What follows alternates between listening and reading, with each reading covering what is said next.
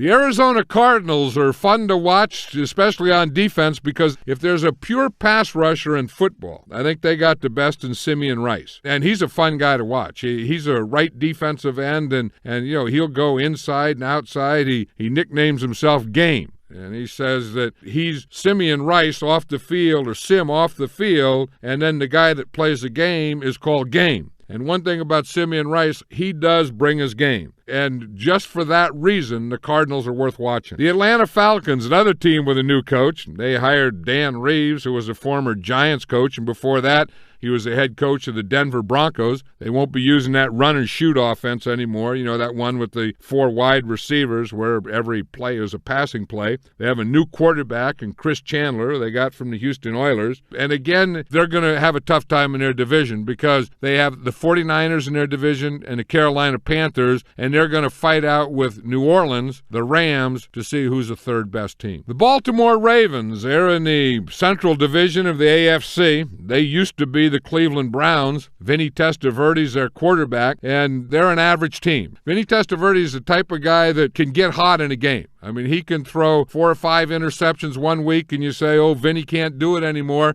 And then the next week, he can throw 4 or 5 touchdowns. That's one thing about the Ravens. They're going to go as their quarterback goes, and their quarterback can be hot and cold. The Buffalo Bills, it sure seems funny playing the Buffalo Bills and not having quarterback Jim Kelly there. Seems like Jim Kelly's been the quarterback of the Buffalo Bills forever. Well, the Buffalo Bills aren't going to be the same. They lost a lot of players, and now they're at the bottom, and they're going to have to go through a rebuilding year. The veterans that they have are older veterans. Young players are going to have to come through for them, and it's going to be a real adjustment year for the Buffalo Bills. The Carolina Panthers, I was really impressed with them last year, and you tend to forget about the Panthers. Everyone thinks that the 49ers are the best team in that division, and they don't realize that a year ago the Panthers beat the 49ers not once but twice. Sometimes you forget that they were in a championship game against the Packers. I really like what they do on offense. I mean, they're a ball control offense, and they keep everything under control. They don't do stupid things, and then they have great defense. And if you say, if you wanted to copy a defense, whose defense would you copy? Right now would probably be the Carolina Panthers, because they really fool you and they really mix up things with the zone blitz. The Chicago Bears, I think if the Chicago Bears are going to get back to the Chicago Bears of years ago, a Super Bowl, we're in the playoffs all the time, they really have to improve on defense. Because their offense got pretty good. When Eric Kramer was a quarterback a couple years, they were throwing for a lot of yards. And now they picked up Rick Meyer in the offseason, and it's either going to be Rick Meyer or Eric Kramer. And I think their offense will be able to move the ball and score points. But the thing that the Bears don't do well anymore is play defense. And if they are going to have a chance to do anything, they're going to have to strengthen their defense. The Cincinnati Bengals have been down for so long that it's about time for them to come back. And that usually happens. When a team is down for a long time, that means that they stockpile a lot of draft choices. And then these younger players start to develop, and then they get ready to play. And I think if there's a team that's ready to kind of start towards the top this year, it's the Cincinnati Bengals. They can be better than a lot of people think. The Dallas Cowboys are still a pretty good team. You look at all the guys they lost, and you think, geez, how can they still do it? But sometimes you have to look at who's still there. And I think when you have Troy Aikman, and you have Emmitt Smith, and you have Michael Irvin, and you have that big offensive line, you are going to move the ball. And then when you have Deion Sanders on defense, he allows you to do a lot of things because you can let him play one guy, and then you can take your other 10 guys on defense and gang up on anything else you want to stop. And I'll tell you, that is a big, big deal. Well, the Denver Broncos get a new uniform this year, and they hope that that'll bring them a little more luck and get them through a championship. Remember a year ago, the Broncos had the best record in the AFC. Then they were beaten in the playoffs, and everyone thought they were going to get to the Super Bowl, and they didn't. But they are an improved team. I mean, at one time, they were all just John Elway. They were the closest thing to a one-man gang that I ever knew. And then they started getting a running game. And then they got a better defense. And the Denver Broncos are now close to a complete football team, and they are one of the best teams in the AFC. Detroit Lions, another one of those teams with a new head coach. They hired Bobby Ross, and remember, he used to coach the San Diego Chargers. But anytime you think of the Detroit Lions, you have to say that they have a chance in any game, especially when they play at home because of Barry Sanders. If you say, who's the best running back? the best runner in all of football, it's Barry Sanders. He can do things with the ball and make moves more and better and faster and quicker than I've ever seen. And he is the type of guy that on any play can take it all the way. The Green Bay Packers, they're the world champions, and I think until someone beats them on the field, and that's usually in the playoffs or in the next Super Bowl, you still have to consider them the champions.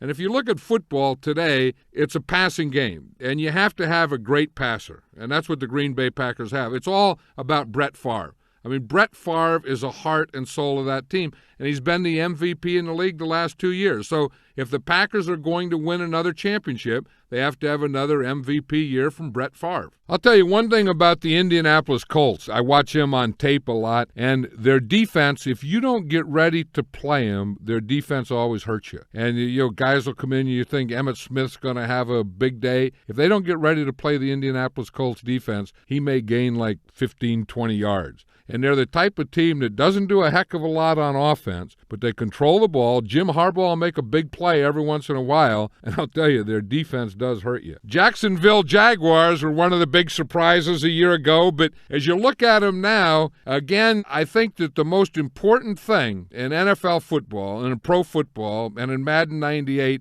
is having a good young quarterback. And that's what the Jacksonville Jaguars have in Mark Brunell.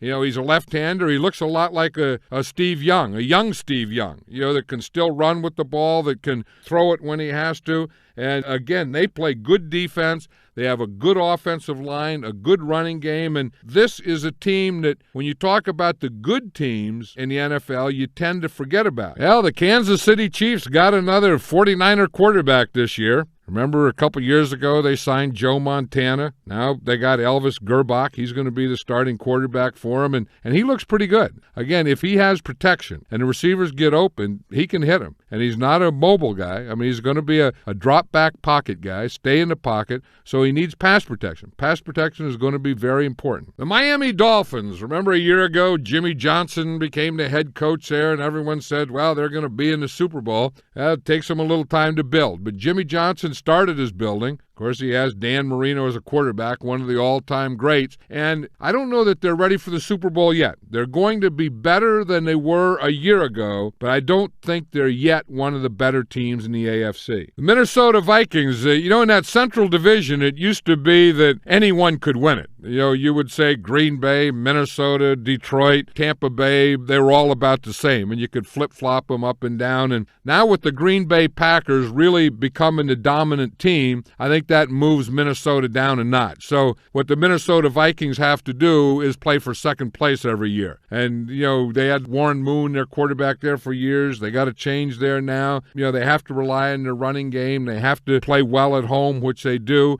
And they have to get a lot of balls bouncing their way if they are going to be counted this year. The New England Patriots were a real surprise a year ago when they got into the Super Bowl. And then after that, Bill Parcells resigned. They have a new coach in Pete Carroll. But they still have a lot of good young players. And most importantly, they have a good young quarterback in Drew Bledsoe. I don't think it's going to be as easy for them in that division as it may look. And I think it's going to be an adjustment with a new coach. But if you had to say which team in the AFC is the best team right now, you'd have to pick the Patriots. The New Orleans Saints will be exciting for one reason. Their new head coach is Mike Ditka, and it seems that any place that Mike Ditka goes, he does make things exciting. One of the first things he did was get rid of his quarterback, Jim Everett. Picked up Heath Shuler from the Redskins. Shuler was, remember, the number one draft choice out of Tennessee. It expected big things and never materialized for him in Washington. And if the Saints are going to do anything this year, Shuler's going to have to come through for him at quarterback. The New York Giants, their new head coach is Jim Fassel.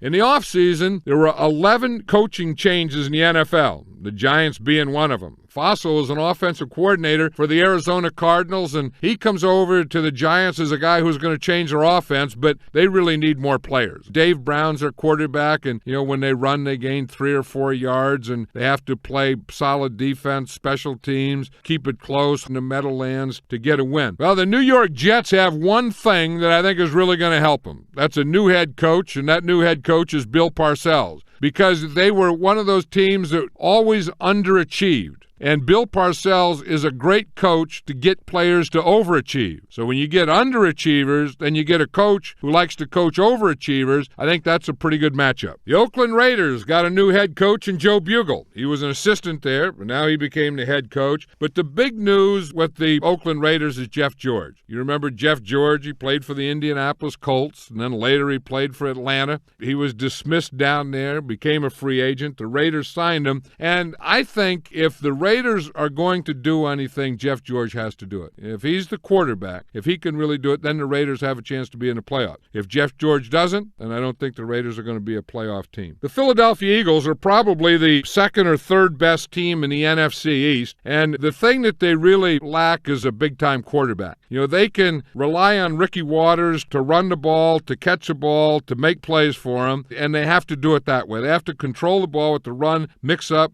play pass, do those kinds of things, play good defense, play good special teams, and get some breaks. They're not going to be a flashy team. They're not going to be a big play team. They have to be solid, not make mistakes on offense, but cause mistakes with their defense. Pittsburgh Steelers always seem to be there at the end, and then after the season's over, they always seem to lose a lot of players. But they're still there at the end of next year.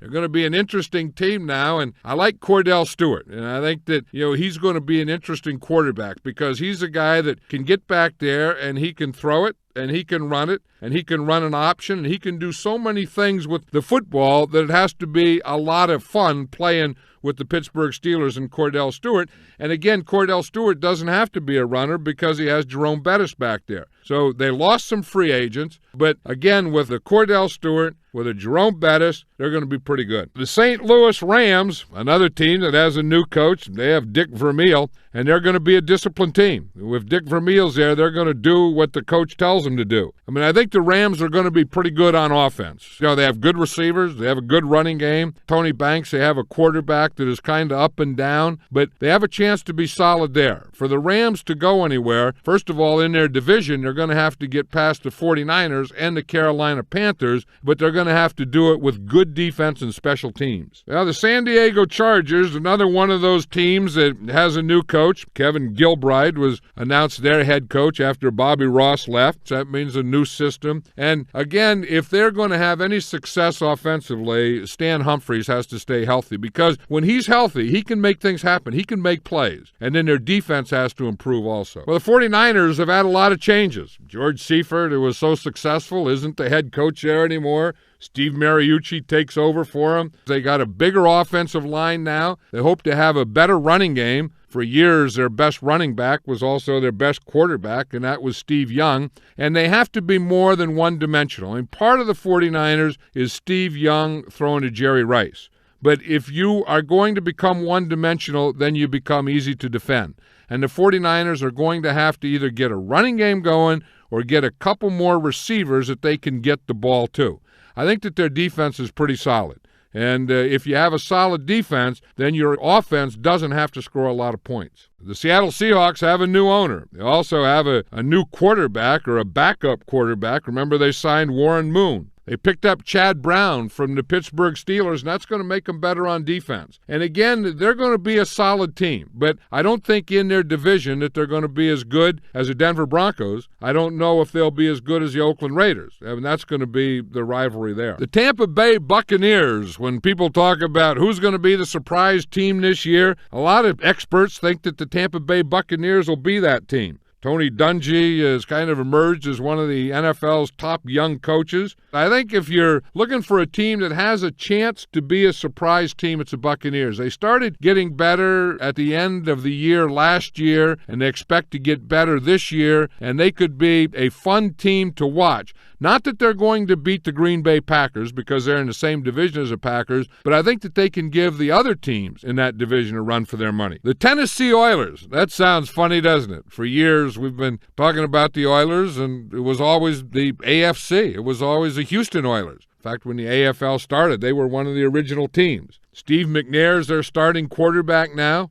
Eddie George is a great running back. He was Rookie of the Year, and the games that I saw him play in, I kind of liked their offensive line, and I really liked the way Eddie George ran. And so that's a fun team to be. I mean, use Steve McNair as your quarterback, use Eddie George running the ball, and then hope that their defense improves. Well, this is a year that Gus Frerotte should come into his own for the Washington Redskins. And I think he's going to be helped by getting Alvin Harper. Alvin Harper is one of those receivers, remember when he played for the Dallas Cowboys, that was a big play guy. Because they have their short guys, they have their medium guys, they have Terry Allen as a running back, they have a pretty good offensive line, and then they add an Alvin Harper that can go deep. And then, they can really light it up. And they're going to have to, because when you play the Redskins, you better score a lot of points if you're the Redskins, because they don't have good defense. And their defense always seems to have letdowns, especially in the second half of the game. If you can stay close with the Redskins, the word on them is, if you can stay close to them, you can beat their defense in the fourth quarter.